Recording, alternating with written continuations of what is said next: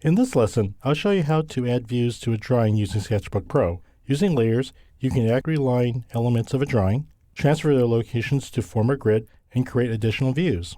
To begin, let's open a techbunny.tif file. Let's go to the top of the main menu, press File, Open, and TechBunny. What we're going to do here is we're going to create layers to create our grid. So let's go to the Interface, Lagoon, Tools, and select Layers.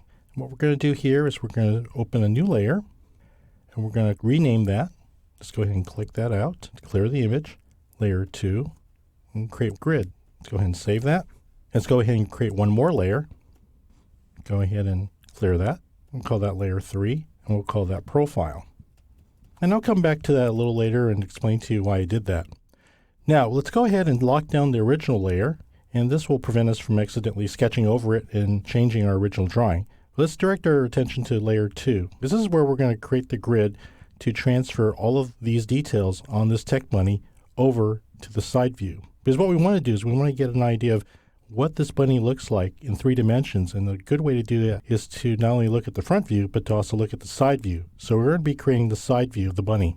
We're going to go ahead and open our toolbox, our brush tools, select a pencil. Let's go ahead and double click on that. Looks like a 2B size 3 pen pencil. That looks good. Let's close that. And this time, let's go ahead and use a different color. Since it's going to be a grid, let's go ahead and put our cursor over to the color wheel and drag it to the color blue. With the grip layer highlighted, let's go ahead and create our grid. Hold down your Shift key. You can start either from the top or the bottom. I'm going to start from the top. I'm going to go ahead and create horizontal lines. Okay, by doing that, hold down the Shift key on your keyboard and drag horizontal lines on each and every element that you see on the bunny. Let's go ahead and move the layer editor over. Okay, that means the eyes, the nose, the bottom of his ear, perhaps even the top of his grin, his chin. Go ahead and chew that up a little bit more. His fingers, approximately where the bottom of his belly sits, the top of his toes, and the pad of his feet. Next, what we want to do is we want to establish some vertical lines, or at least some sort of a boundary, so we have some idea of how much he sticks out as far as his contours. You know, how deep is Mr. Bunny? Let's go to the top of the horizontal line, press down on our Shift key, and drag down a series of vertical lines. This will be the center of our bunny. We're going to approximate how much he sticks out from the center, and we're also going to probably do an offset on the back of him. Okay, this might accommodate the back of his body, his tail. This could be his belly, the front of his muzzle or the front of his face. And then this is going to give us some idea of where he's going to sit. Because what we want to do is not only make him visually defined as far as the side view, but we also want to make him visually balanced. Because if the bunny looks a little tippy, then there's going to be a visual issue with the way he looks. So let's go ahead and use that as our starting grid. And before we leave this grid, let's go ahead and lower the opacity so it becomes sort of a ghosted line.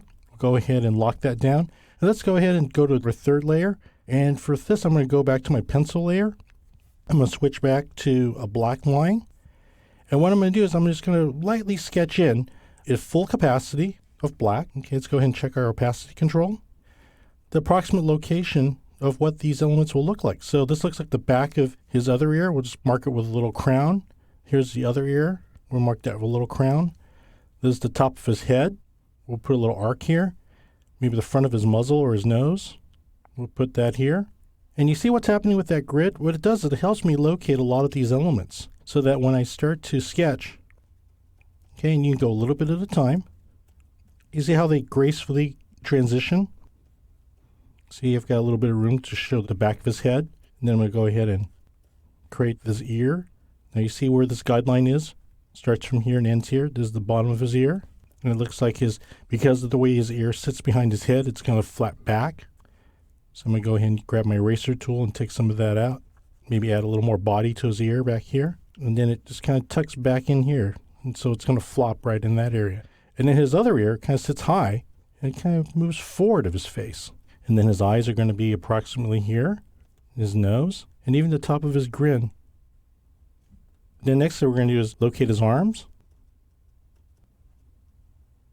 Locate the front of his belly. We'll put him on a diet today.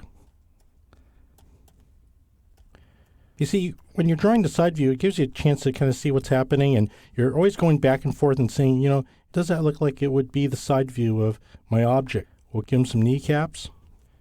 We'll bring his toes up.